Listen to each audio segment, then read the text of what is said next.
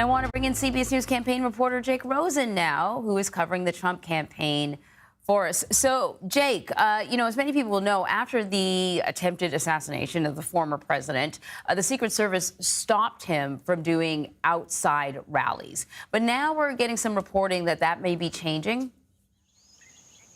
That's right. Our colleague Nicole Skanga reported yesterday that the Secret Service is going to make an exception to a rule usually built for just current presidents in terms of using bulletproof glass casing around kind of where the podium where Donald Trump will speak going forward at rallies. And that means deploying teams ahead of time to make sure that that bulletproof glass is in place. And Nicole Skanga also reported that there's going to be a new division between Secret Service and local law enforcement. Hopefully that will start to be formed and rolled out soon to make sure that some of the communication issues that happened in Butler on July 13th do not happen again, and that there's some kind of central command of communications among local, state, and federal law enforcement on these big rally days, which, it's hard enough to make a cell phone call or do some reporting in those situations. So you can understand why that's important as well. Yeah. Just texting like we saw in Butler that day was just not good enough for law enforcement. Have you noticed any kind of significant changes when it comes to security or anything? You've been covering the campaign for a while now. So since the attempted assassination, have you noticed changes? Oh, certainly. And I think just generally the posture at these events has been more cops, more local police kind of wandering through the crowd. Now, they have been indoor rallies, so it's a little bit easier to contain. But in terms of just generally the apparatus as you approach is more cops kind of riding on ATVs and golf carts around who are armed, checking those tree line and building line sites that might be on the periphery of where the actual event is happening, but they're still important. Like we saw in Butler, that all it takes is, 100 yards away, someone can make a difference in a negative way, whether it's just aiming something at a crowd member or trying to target the former president or allies of him who are, flocking usually to these kind of events. So I want to ask you about something else. The former president is kind of like a notorious technophobe. He doesn't like emails and all that sort of thing. Yet, new financial disclosures show that he owns more than $1 million in cryptocurrency. And he's certainly been trying to woo the crypto community. Can you just kind of explain what his relationship is like with this community?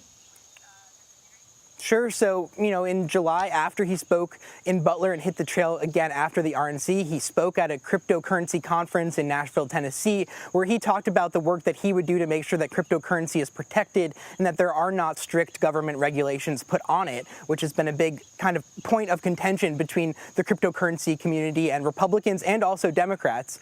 Donald Trump obviously has at least $1 million. The financial disclosure said the cap of that is $5 million, so we don't get a specific number.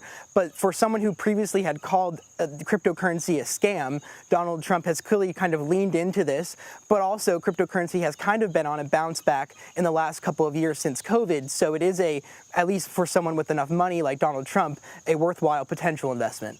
So as you know, over the past few days or so, several Republicans have suggested that the former president needs to be more disciplined on the campaign trail and that he should sort of stick to the talking points, but he can't seem to do that.